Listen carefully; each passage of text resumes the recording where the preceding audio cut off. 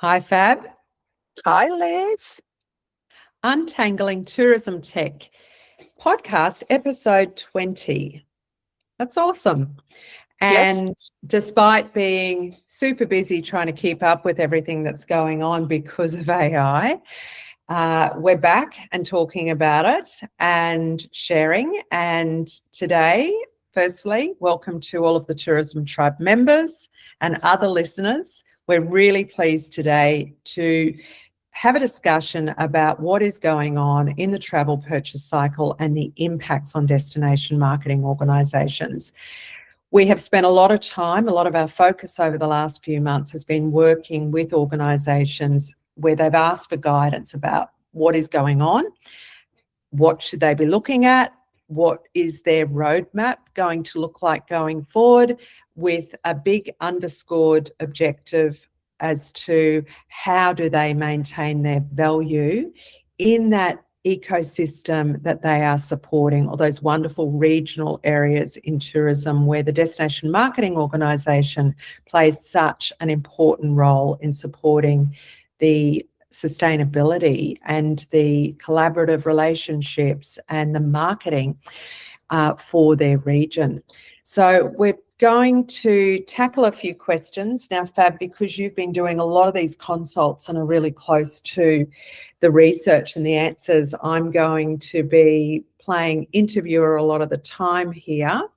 But I know we'll end up back and forth a bit. But how about we start by having a chat about what is actually going on? And this is straight from the industry and from the analytics that we can see, in that we know that the DMOs are experiencing a tangible impact on visitation to their websites. What are you hearing and seeing?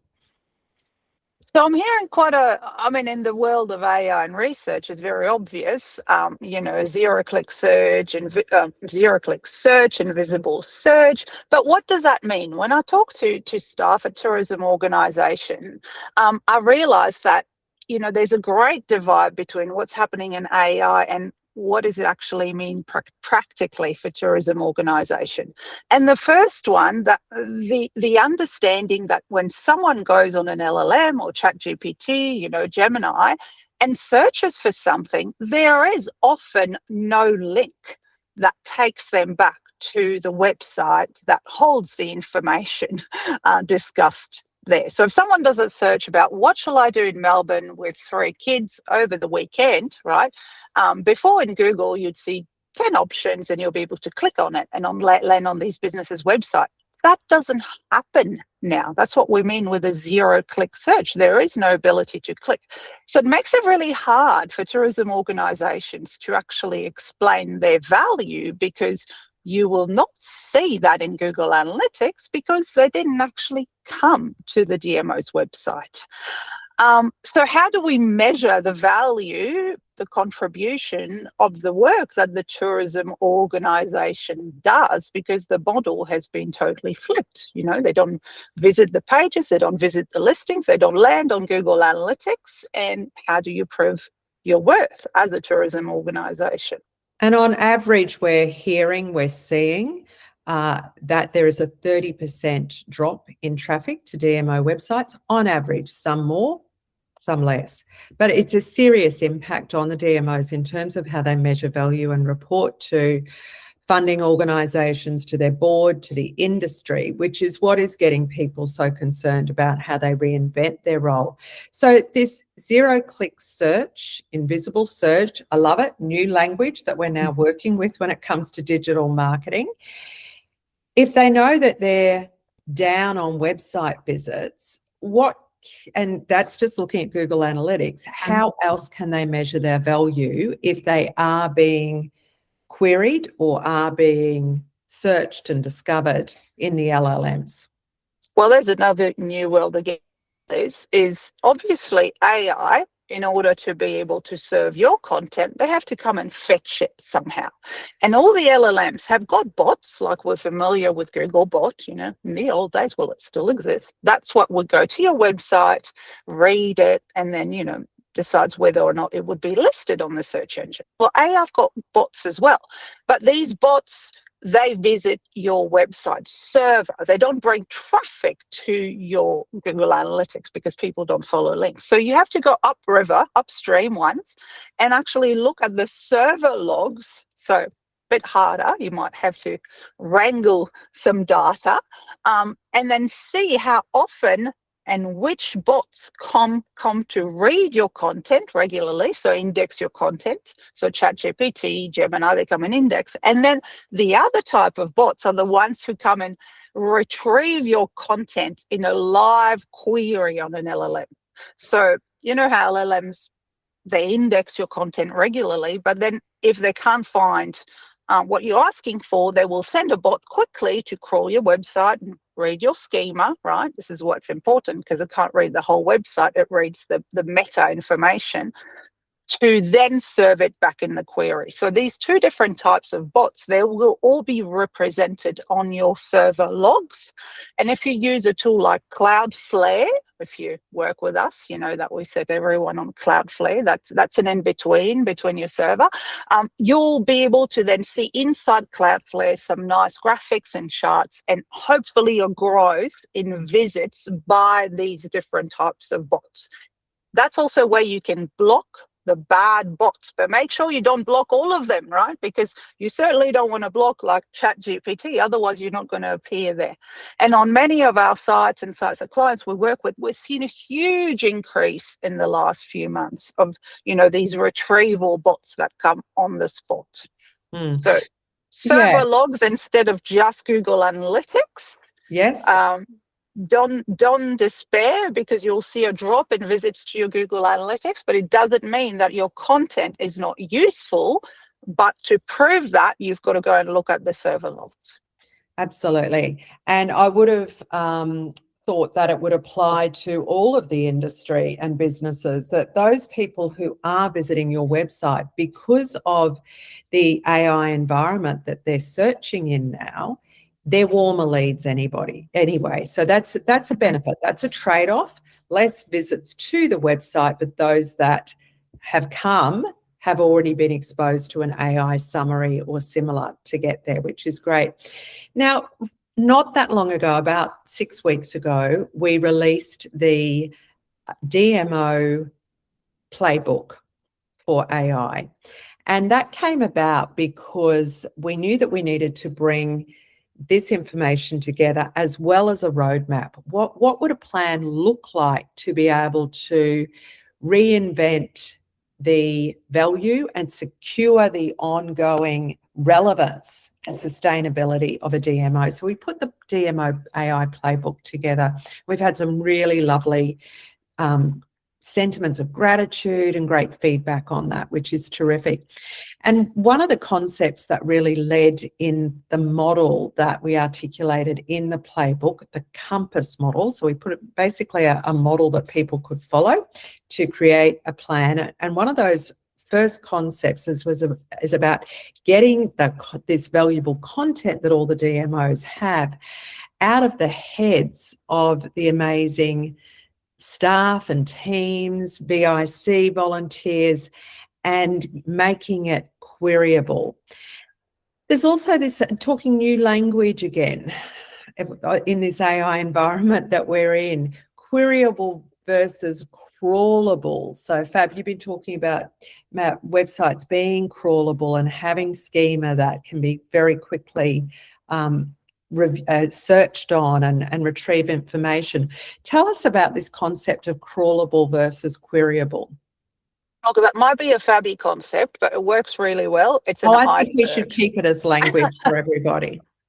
Okay, so imagine an iceberg. What's above the waterline is being AI crawlable. And that's what we're talking about before, Liz, making sure that your content, right, that is on your website and online, and let's say you write LinkedIn posts, all that jazz, can be crawled by AI engines in order to retrieve your content on an LLM, right? Really important, being visible to the AI engine.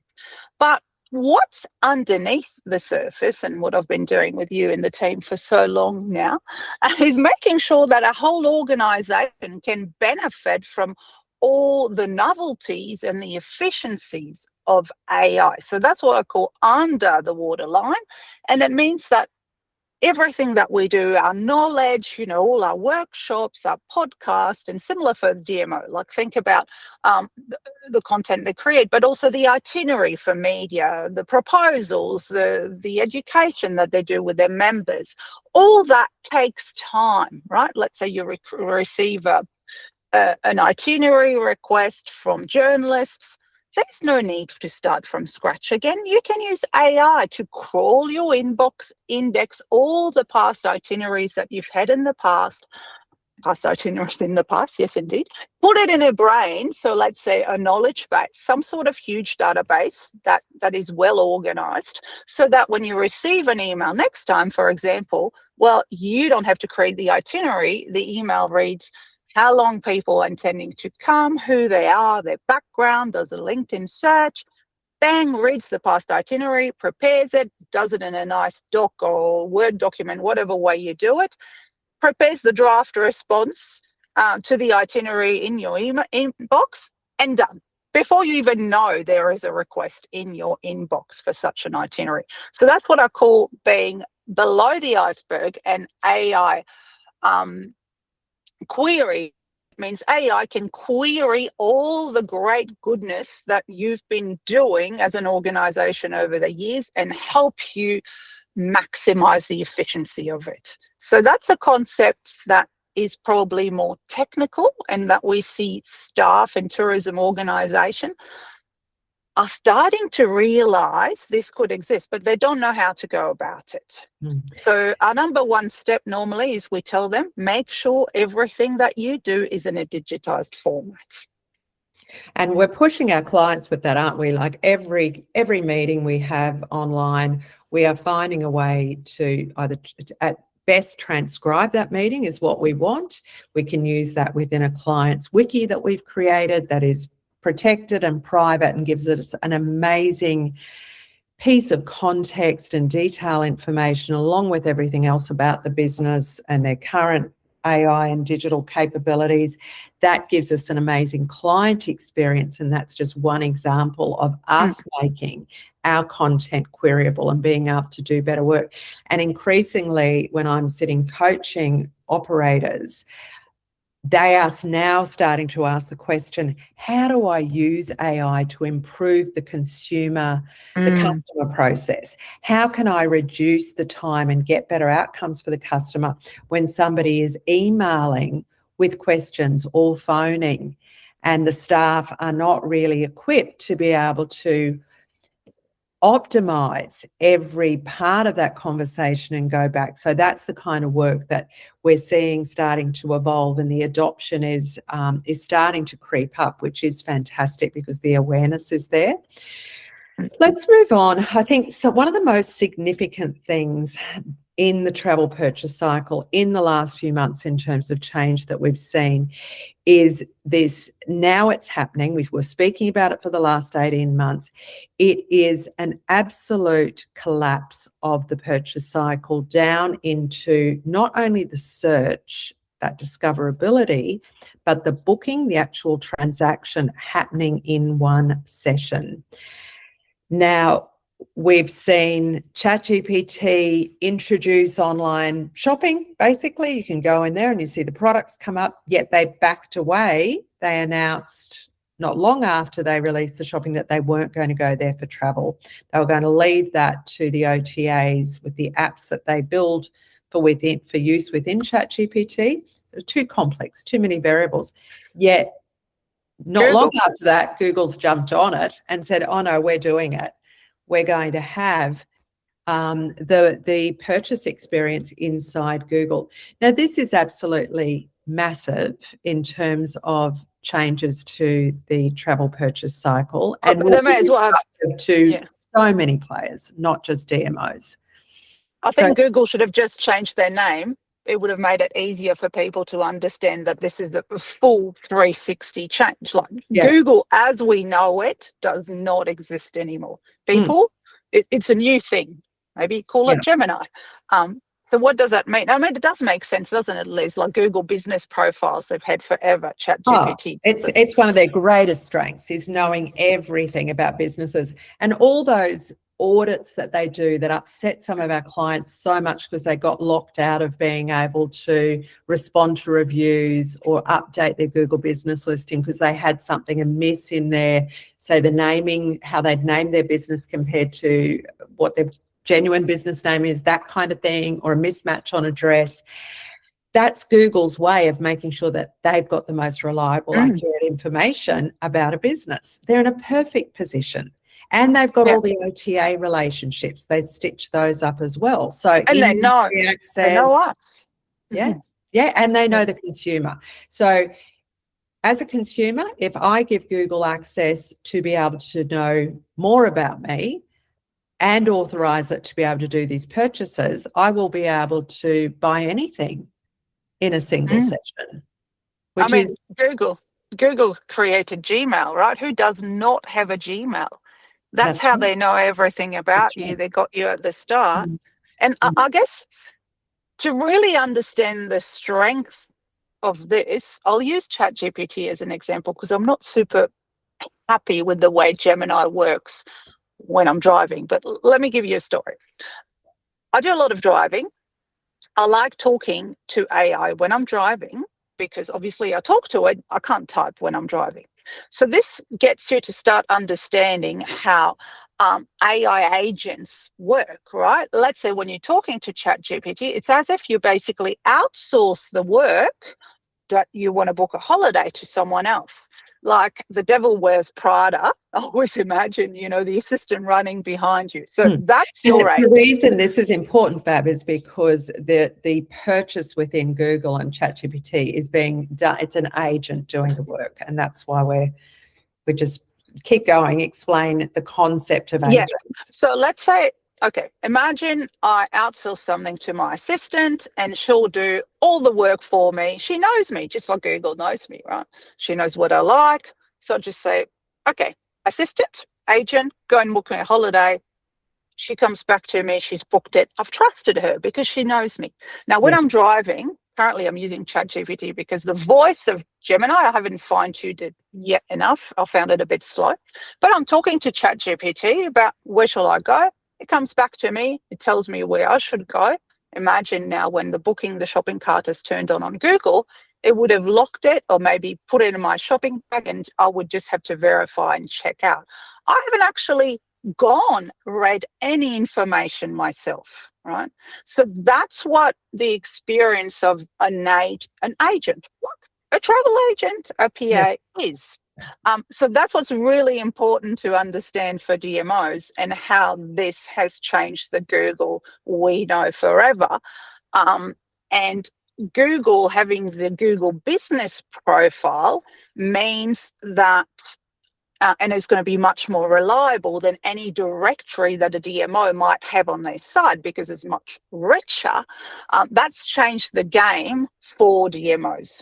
So DMOs were the middlemen before, but now not only AI has made it easier to access the information directly, but no one goes to the site.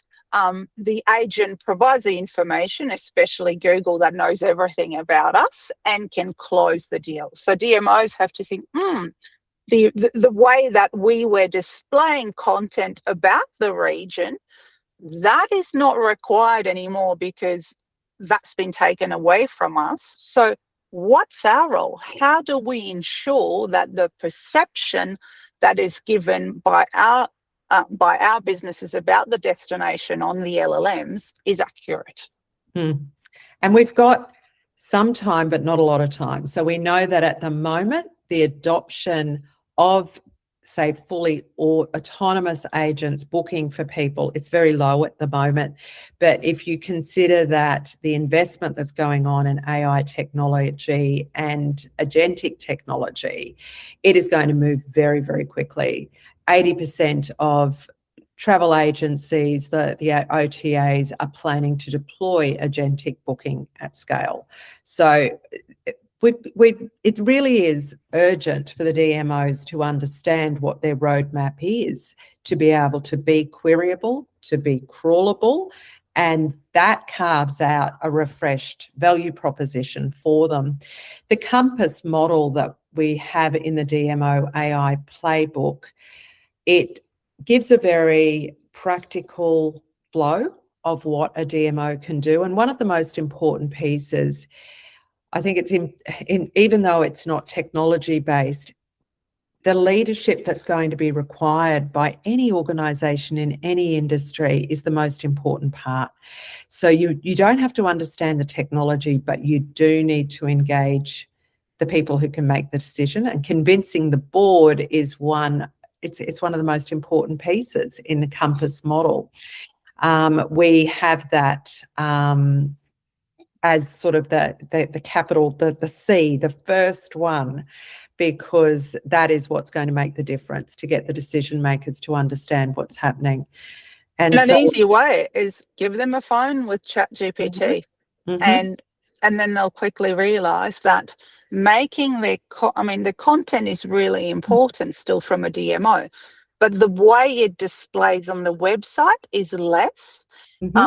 Making sure that that content is available to agents, and think of it, talking to ChatGPT as ChatGPT being your agent is an easy way to visualize that. Making sure that the agent can access that content one way or another. Is it going to retrieve it from your website, or is it going to use an MCP, which is basically an entry point into the knowledge base of the region to make that available to other agents? Absolutely. We've outlined, there's a couple of case studies between Toronto and Brand USA, just talking about what they've done to really lead on AI adoption and to get the right skills into their organisations and how to move forward. But I don't think we need to think, oh, we've got to be a great big Brand USA to do this. It's any size DMO. If you value the local knowledge and the member relationships and all those, as you say, Fab, decades of know-how about how to communicate the best things about your destination, then you've got the core asset that you need. And you digitize it. Yeah, digitize it and do it. Get the foundations down and then add the tools in incremental steps, because once the digitized content is there, then they can really grow as an AI-enabled organisation. So I think it's not doom and gloom. I think we can afford to be very optimistic, because the value of this content asset, the information, the knowledge that sits in the DMOs is just an extraordinary asset. So I think we should be, really encouraged by that. I encourage people, we'll close it out here, and I really encourage listeners to go and have a look at the AI Playbook, which you can find on the tourismtribe.com website at compass-ai-playbook-dmo, and that will be in the notes as well. And please make use of that. Have a good discussion with your team and your board, and we're also happy at any time to do a quick debrief on the playbook with you and help you understand what your first step could be. Great. Thanks, Liz, and see you next time. We'll go into more details about the crawlable versus queryable. Let's do it. Okay. Perfect. Thanks for listening. Bye, everyone. Bye.